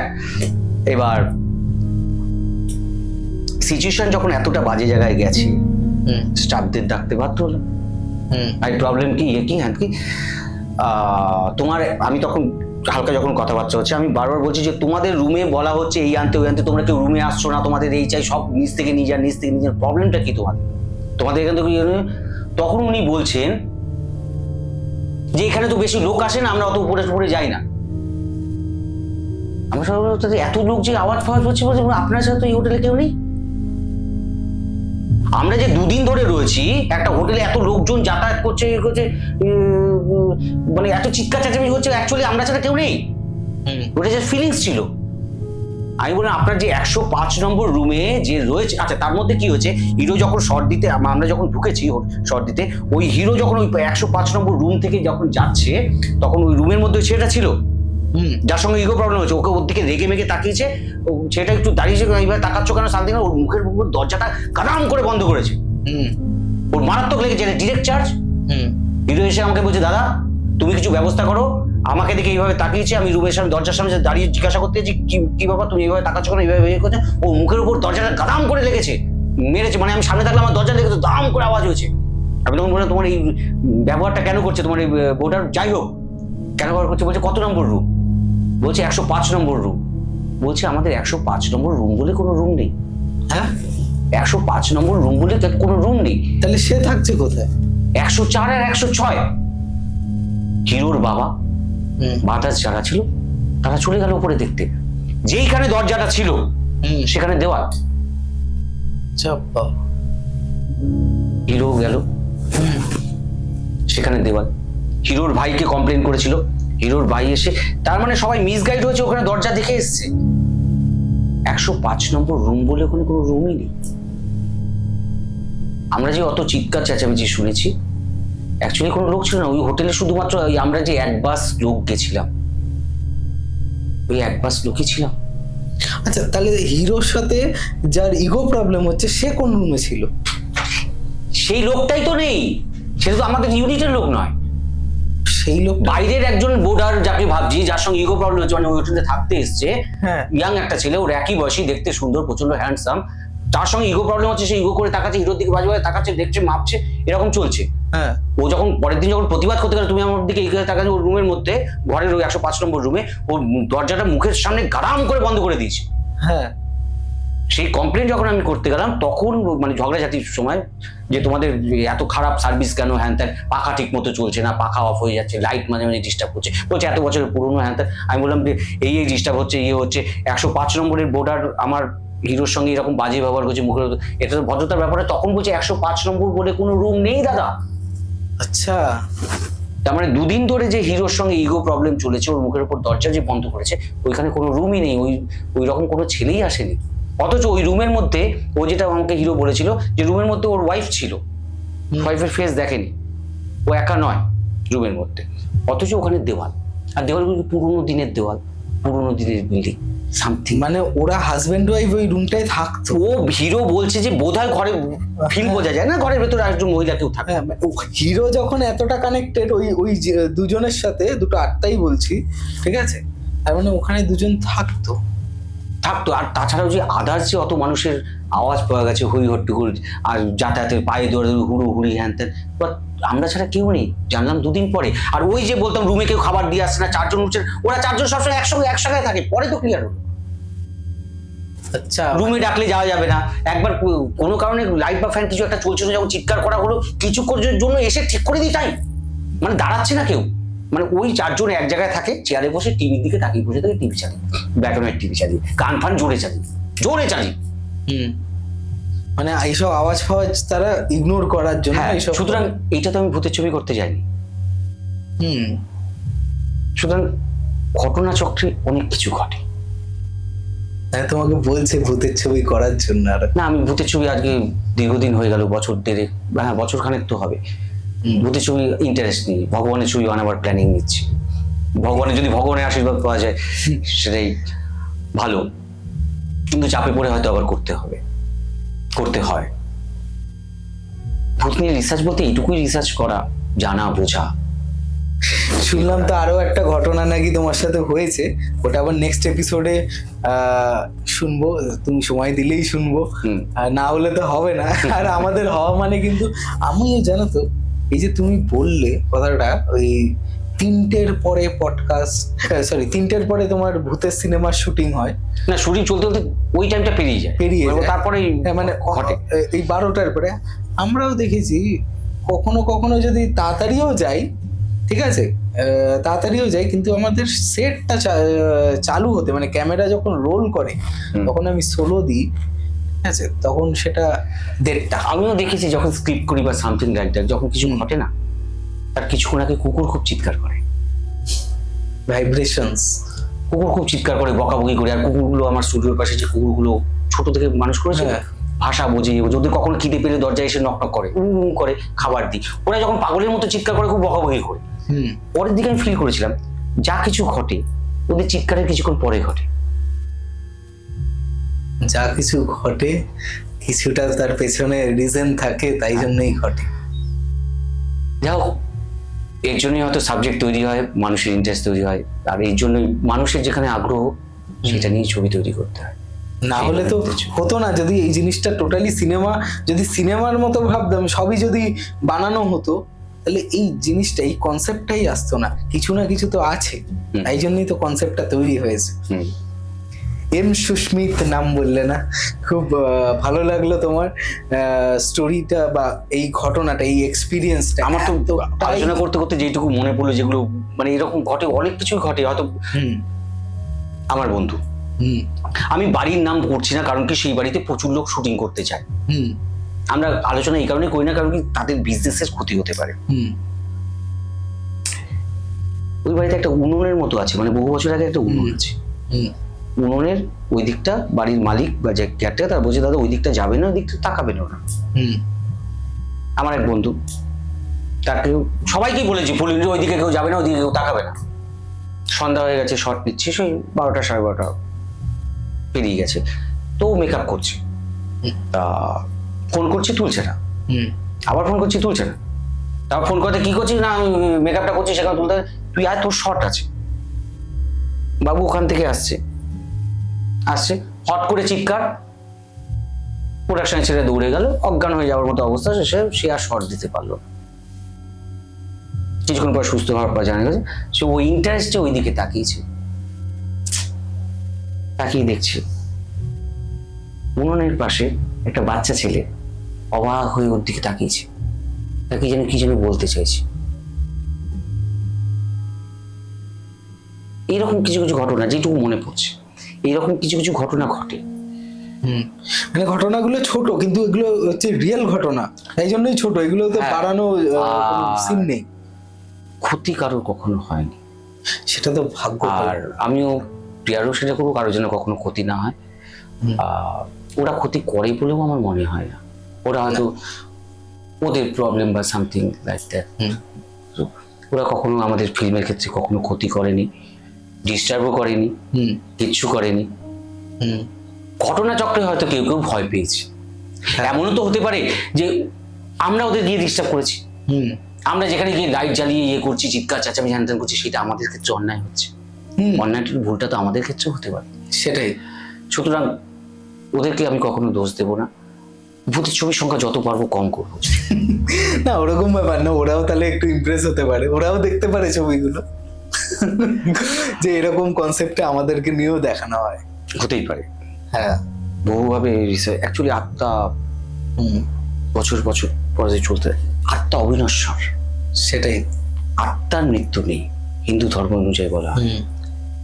তুমি বডিকে শেষ করতে পারো, সব শেষ করতে পারো, আর পৃথিবীতে যা আছে কোনো কিছু ধ্বংস নেই, ফরম্যাট চেঞ্জ হতে পারে। ফরম্যাট চেঞ্জ হতে পারে। এই যে বলে না সবাইকে মেরে দেয়, ইয়ে দেয়, হ্যান দেয়, ত্যান দেয়, হিন্দু ধর্মে আমরা শক্তিশালী এই কারণে, তুমি আমাকে মারতে পারবে, আমার ভিতরে আত্মাটাকে মারতে পারবে না। সেটাই। সে আবার ঘুরবে, আবার সে 500 বছর ধরে পরে বা আরো বার জন্মাবে বা বিভিন্ন ইয়ে করে। আমাদের যে জন্মাবার সময় যে শুক্রাণু যেটা আসে না, প্রায় 80,000-এর মতো শুক্রাণু থাকে, 78,000 বা লাখ, 78,000। তার মধ্যে থেকে একটাতে হয়, বাকিটা ফেলিওর হয়, মানে এত পরিমাণ আত্মা আসে কম্পিটিশনে। সুতরাং যদি যুগের কথা ধরি, আমরা বছরের হিসাব করি তো যুগ, সত্য কলি যেটা যা যা আছে, কত লাখ কত বছর, সব কটা যুগ মিলিয়ে হচ্ছে একটা মহাযুগ। এটা বোধহয় 28তম মহাযুগ রানিং। এত বছর ধরে আত্মাগুলো মুভ করছে, বডিতে আসছে, বডিতে যাচ্ছে, আসছে যাচ্ছে, তার মধ্যে মধ্যে কিছু হোল্ড হয়ে যাচ্ছে। অনেক সময় আমাদের পেন ড্রাইভ ফরম্যাট করার পরে কিছু ফাইল কোনো সময় থেকে যায় না, করাপ্টেড হয়ে থেকে যায়। সুতরাং এই সৃষ্টির এই চক্রের মধ্যে সামান্য কিছু এরর থেকেই বোধ হয় এদের সৃষ্টি। সুতরাং এরা হয়তো কোনো কষ্টে আছে বা সামথিং, যারা বিশারদ যারা জানে তারা বলতে পারবে। সুতরাং ওইটা বোধহয় কোনো কষ্টের জায়গাও হতে পারে, বা মেমোরি, বা হ্যাঁ, বা আটকে থাকার জায়গাও হতে পারে, বা এররও হতে পারে সামথিং। সেখান থেকে প্রবলেম গুলো রয়েছে, সেই সেকশনে জানবার অধিকার বা কারেকশন করার অধিকার আমাদের তো নেই। সেটাই। সুতরাং সেই বিষয় নিয়ে সাবজেক্ট করছে, সেইটা থেকে এন্টারটেনমেন্ট তৈরি করছে তাদের সহযোগিতা নিয়ে, বা সেটাকে আমরা ফিনান্সিয়ালি আমাদের নিজেদের রোজগার করার জন্য, নিজেদের নাম করার জন্য, ছবি হিট করার জন্য ব্যবহার করছি। সুতরাং তাদের কাছে ক্ষমা চেয়ে নেব, অপরাধ করে থাকলে ক্ষমা করবে, আর আমাদের কখনো। তোমার এই যে চলচ্চিত্রে যে নামটা এম সুস্মিত, এই নামটা কিন্তু হেভি। এটা ইয়ার কি চলে, যেহেতু আমি চেন্নাইতে বহু বছর ছিলাম, চেন্নাইতে নাম ওই স্টাইল দেওয়া হয়, সুস্মিত মন্ডল। তো বললো এমটাকে সামনে নিয়ে আসি, সুস্মিত এম সুস্মিত, ওদের তো ওই স্টাইলই। হ্যাঁ, এই নামটা আমি কখনো দিইনি, তারাই দিয়েছে, তারাই মেনটেন করছে, ওইভাবেই বছরের পর বছর চলে আসছে। এম সুস্মিত নামটা শুনলেই ওই সাউথের টান আসে একটা, যেহেতু সাউথে ছিলাম সেই কারণে তো নামটা করে দিয়েছে। আমি অ্যাকচুয়ালি কি হতো, আমি যখন চেন্নাই গেছি তখন সাউথের খাবার খেতেও পারতাম না, বুঝতেও পারতাম না। কিন্তু কবে যে আমি সাউথের খাবার, আমি ঘি নিয়ে যেতাম হোটেল, দামি হোটেলে ঢুকেছি 5 স্টার, আমার লাঞ্চ কি গরম ভাত আসবে, একটা কাঁচা লঙ্কা, একটা ডিম সেদ্ধ, আর ঘি দিয়ে খাচ্ছি, অথচ 5 স্টার। এই দিয়ে আমার চেন্নাইতে জীবন শুরু। কবে যে ওদের খাবার আমার অভ্যস্ত হয়ে গেছে, আর কলকাতা থেকে যখন কোনো ডিরেক্টর বা আদার্স যারা যাচ্ছে তারা আমার সাপোর্ট চাইতো, সুস্মিত তুই কোথায় রে, একটু এয়ারপোর্টে চলে আয়। আমি প্রথমে বুঝতে পারতাম না কেসটা কি, কেন সবাই আমাকে খুঁজি করে। পরে বুঝলাম যে আমি যে তামিল বলতে পারি এই জন্য সবাই আমাকে ডাকে, তারা তো কথা বলতে পারছে না দোকানঘাটে। যখন পরে ফিল করলাম, তখন আমি নিজেকে প্রশ্ন করলাম আমি আবার তামিল শিখলাম কবে। মানে আমি যে কবে তামিল যে ভুলভাল বলতে শিখে গেছি সেটা আমি নিজেও জানতাম না। একটা তাহলে তামিলের ডায়লগ শুনি। না উনি কাঁদে লিখলে এটা তো আই লাভ ইউ বলে দিই। আই লাভ ইউ, আমরা সেই ছবিটা বানাচ্ছি। কুঞ্চন তান্নি কুরঙ্গামা। এটা বুঝতে পারলাম না। একটু জল দাও না। ও আচ্ছা। হ্যাঁ, অ্যাকচুয়ালি এগুলো বলতে বলতে কবে যে আমি শিখেছি, কিভাবে শিখেছি, এখন আমি পুরোটা বলতে পারবো না, হয়তো চেন্নাই পৌঁছে গেলে বলে দেবো। অনেক সময় চেন্নাই কোনো বন্ধু ফোন করলো, ফাইট মাস্টার কেউ বা চেন্নাই ফাইট মাস্টাররাই ম্যাক্সিমাম চেন্নাইয়ের আদার্স ক্যামেরাম্যান ফোন করলে কখনো সময় তামিলে কথা বলা শুরু করে দিই। এখন হয়তো অতটা পারবো না, কিন্তু ওখানে গেলে এই সুবিধাগুলো, সেই সাউথের জন্য আমার নামটা। তুমি ওই তামিল ডাবে ওই রজনীকান্তের কাবালিটা দেখেছিলে? আমার অতটা ছবি দেখা হয়নি, বন্ধুরাই করে বোম্বেতে তামিল থেকে হিন্দি। ওই যদি তুমি দেখতে বা নেক্সট পডকাস্টে আমি ওই ডায়লগটা একটা এন্ট্রির সময় না একটা মিউজিক দিয়ে ডায়লগটা আসে, বাহ ঠিক আছে? ওই ডায়লগটা আমি নামবে আরে করে এরকম করে গোপটা ঘুরিয়ে। সাউথেও প্রচুর ভূতের ছবি হয়। হ্যাঁ হয়তো। আমাদের যে ভূতের ছবিটা খুব হিট করলো, ওটা অ্যাকচুয়ালি রজনীকান্তের ছবি, ভুলভুলাই আছে। হ্যাঁ ভুলভুলাই রজনীকান্তের ছবি। আচ্ছা, তারপরেও যেটা একটা করলো না সুরিন্দার ফিল্মসের, যেটা ওটাও ভূতের ছবি, তেলেগুর। ভূতের ছবিতে ডিস্টারবেন্স আসে শুধু আমাদের বলে না, সাউথে সেই ছবিটার আমি কথা বলছি, ছবি রিলিজ হয় শুক্রবার, ফ্রাইডে। তা রবিবার দিন আমি আমার Ramoji film city rainbow colour ল্যাবে প্রিন্ট চেক করছি। যুদ্ধ বলে একটা ছবি, মিঠুনদা আর জিদ্দার ছবি, যুদ্ধ ছবি রিল চেক করছি। তা ম্যানেজার আসলো, একটু আমাকে ছাড়তে হবে, ইমার্জেন্সি রয়েছে, আমার রিলিজ আছে, আছে, ছাড়তে হবে। মানে ঠিক আছে, কিছুটা ছাড় দিচ্ছি, মানে যেহেতু আমার বুকিং আছে, ল্যাবে আমার প্রিন্ট চলছে। আমি তো হট করে মনে পড়লো যে রোববার এত তাড়াহুড়ো কিসের? বলছি না, শুক্রবার আমার ছবি রিলিজ ছিল, লেট হয়ে যাওয়ার জন্য আমার এখনো প্রিন্ট হচ্ছে, তখন প্রিন্ট হতো, হ্যাঁ হলে প্রিন্ট ছিল, প্রিন্ট হচ্ছে আর হলে যাচ্ছে। মানে সে কি, তখন আমার কিছুটা কথা হলো যে আমার তো সেন্সার হবে তারপর রিলিজ। তাও আমি ছাড়লাম, ছেড়ে ওদের ছবিটা দেখলাম। আমার চেকিং করছি, অদ্ভুত ছবি। তখন আমি আমার বন্ধু দাদা যাই বলো প্রডিউসারদের ফোন করে বললাম এরকম একটা ছবি, অসাধারণ ছবি, শুক্রবার দিন রিলিজ হওয়ার কথা, কয়েকটা হলে রিলিজ হয়েছে, বাকি প্রিন্ট রেডি হচ্ছে, আজকে রোববার হয়ে গেল, সোমবার থেকে হলে যাবে, ছবিটা ভালো চলছে না, মানে যেহেতু দুদিন লস খেয়ে গেছে, শুক্র শনি রবি, সুতরাং বেঙ্গলি রাইটসটা খুব কম টাকায় দিয়ে দিতে চাইছে, নাও না। ভূতের ছবি চলে না সুস্মিত, তুই ব্যবসা বুঝবি না। 4-5 জন প্রডিউসার, তখন 60-70 হাজার টাকায় বাংলা রাইটস যা আসে প্রডিউসারের, সাদা ড্রেস পরা, ওখানে সাদা ড্রেস পরে, সাদা প্যান্ট শার্ট।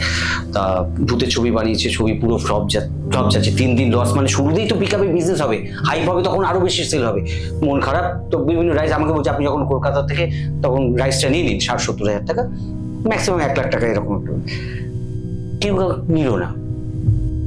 তারপরে যে কোয়েল করলো ছবিটা, সুরিন্দার কিনলো, পরে শুনলাম 8 লাখ বা 10 লাখ টাকা দিয়ে 3 বছর পর কিনেছে, কারণ কি 1 সপ্তাহ পরে যখন সব হলে চলে গেল, সেই ছবি সুপার ডুপার হিট মেরে দিয়েছে। তারপরে আর প্রডিউসার সেই রাইটস ছাড়েনি 1 লাখ টাকা বা 70-80 হাজার টাকায়।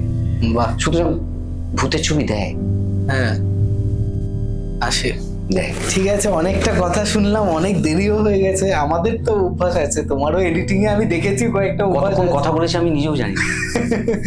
ঠিক আছে, আমিও জানি না কতক্ষণ। আমরা যখন শুরু করি, আমাদের না কোনো স্ক্রিপ্ট থাকে না, তো আমরা যখন শুরু করি, এটা স্ক্রিপ্টেড নয়। হ্যাঁ এটা স্ক্রিপ্টেড নয়, সেই রকম। আমাদের শেষটা কখন হয় সেটা জানি না, অটোমেটিক শেষ হয়। ভূতের ম্যাক্সিমাম স্টোরি, লাস্টও কিছুদিন আগে আমি একটা ভূতের স্টোরি বললাম, আর অদ্ভুত ব্যাপার, যখন প্ল্যানিং হয় না, একটা অ্যাকশন ছবি করছি, স্ক্রিপ্ট লেখা থাকে, ভূতের ছবির সময় পাই না প্ল্যানিং করার, সময় পাই না স্ক্রিপ্ট করা, অটোমেটিক হয়ে যায়। হ্যাঁ, মানে বলো পরশুদিন শুটিং লোকেশন ফাইনাল, এই ফাইনাল ওই ফাইনাল, মানে স্ক্রিপ্টটা লিখবার সময় হচ্ছে না, হচ্ছে না, হ্যাঁ হচ্ছে, স্পটে অটোমেটিক কেউ বা কারা যেন লাইন আপটা তৈরি করে দিই। আর আমাদের পডকাস্টে কি হয়, আমরা যদি একটার পরে না করি, সেটা পডকাস্টটা হবে, সেটা ভূতের যাবে না, কিন্তু একটা অন্য বিষয়ে চলে যাবে। ঠিক আছে, মানে কারোর অসুবিধা হচ্ছে, সেটা সলিউশনে চলে আসবে। ভূতের ঘটনাটা বা এই কেস স্টাডিটা নিয়ে সেই পডকাস্টটা হবে না। যাও। এটা আমি জানি না 3টের পরে হলে বা যখন রাত হয় কোনোদিন ভাবিনি যে এটা ভূতের ছবি সম্বন্ধে এত কিছু বলবো, তাহলে অনেক কিছু হয়তো মনে রাখতাম বা নোট করে রাখতাম। এরপরে যদি কিছু ঘটে তো নোট করে রাখবো তোমার পডকাস্টে। হ্যাঁ ঠিক আছে, অফকোর্স সবসময় ওয়েলকাম। আমাদের অডিয়েন্সকে আমরা একটাই জিনিস জানাতে চাই, এই যে সুস্মিত মণ্ডল তিনি এসছেন, যে উনি খুবই ভালো একটা এডিটার, পপুলার এডিটার, সেখান থেকে এখন ডিরেক্টর হচ্ছে। ওনার ফিল্মগুলো খুব সুন্দর হয়, আপনারা সবাই দেখবেন। আর গুগলে সার্চ করলে, আমি প্রথমেই বলেছিলাম, গুগলে সার্চ করলে এমনিই পেয়ে যাবেন ডাইরেক্ট। আর আমার যে এপিসোডস গুলো আছে, আগের এপিসোডস গুলো খুবই ইন্টারেস্টিং এপিসোডস হয়েছে, সেটা কিন্তু এই আই বাটনে দেয়া আছে লিঙ্কগুলো, একটা ক্লিক করবেন, মিস করবেন না। আর মেডিটা লেজেন্ড মানে সত্যিটা খুব ভয়ঙ্কর। সত্যটা ভয়ঙ্কর।